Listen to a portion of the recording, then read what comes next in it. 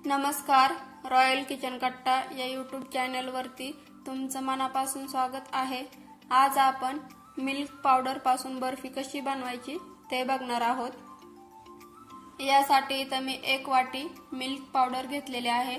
आता ही milk powder आपण एका मोठ्या भांड्यामध्ये काढून घेऊया।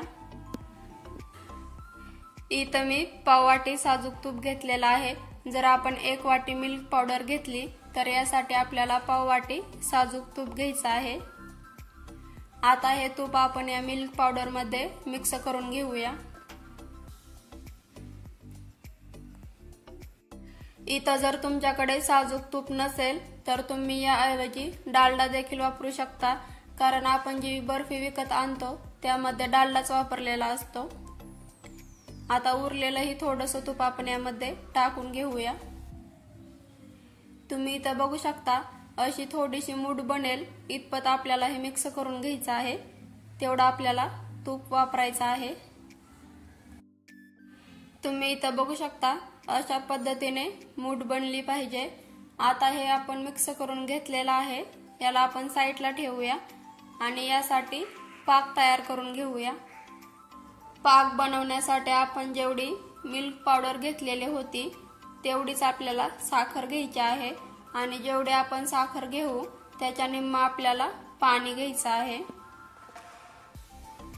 बर्फी बनवण्यासाठी आपण 2 तारेचा पाक तयार करून घेणार आहोत। तुम्ही जर चॅनेलवरती नवीन असाल तर अशाच नवनवीन रेसिपी पाहण्यासाठी व्हिडिओला लाईक, शेअर आणि सबस्क्राइब करायला विसरू नका। ही रेसिपी आपण खास रक्षाबंधनसाठी बनवत आहोत।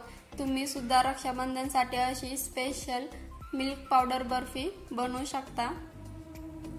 जर आपण 40 रुपयाची मिल्क पावडर आणून त्याची बर्फी तयार केली तर आपण विकत जी 120 रुपयाला किंवा 150 रुपयाला बर्फी आणतो तेवढी बर्फी आपली 40 रुपयाच्या मिल्क पावडर मध्ये तयार होते।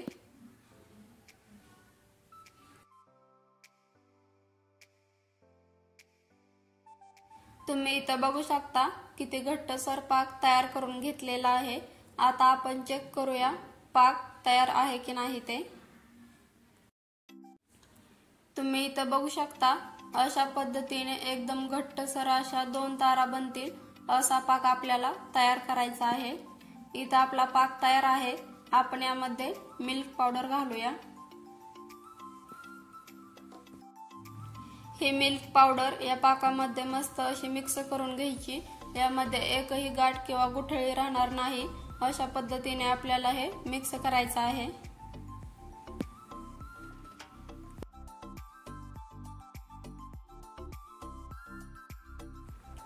तुम्ही इथं बघू शकता यामधल्या सगळ्या गाठी किंवा गुठळ्या नाहीशा झालेल्या आहेत। आता हे मिश्रण आपण फक्त 1 ते 2 मिनिट शिजवून घेऊया। असं थोडंसं घट्टसर बनलं की आपण गॅस बंद करून हे उतरवून घ्यायचं आहे। तुम्ही इथं बघू शकता हे मिश्रण तयार आहे।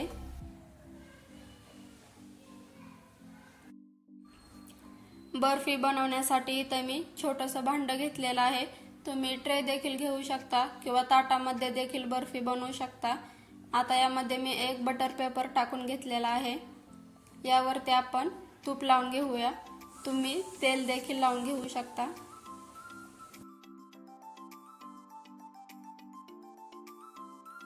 तूप लावून झालं की आपण जे मिश्रण तयार करून घेतलेलं आहे ते आपण यामध्ये ओतून घेऊया।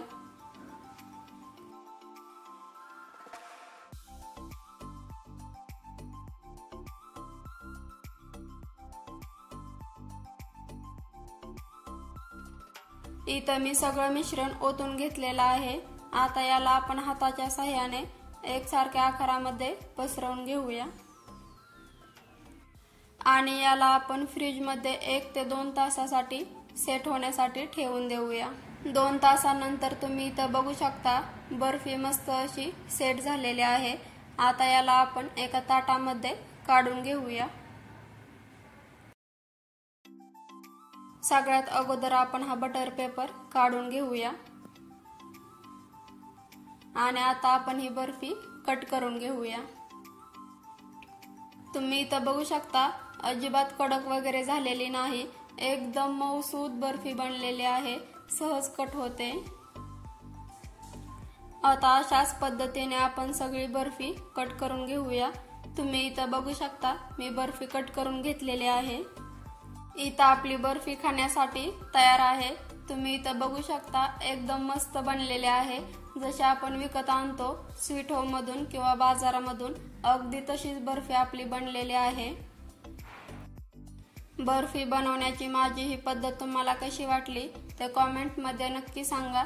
तुम्ही ही घरी नक्की बनवा। तुम्ही इथं बघू शकता किती मस्त बनलेले आहे। बर्फी तोडून दाखवते, बघा आतमधून सुद्धा एकदम मऊसूत बनलेली आहे।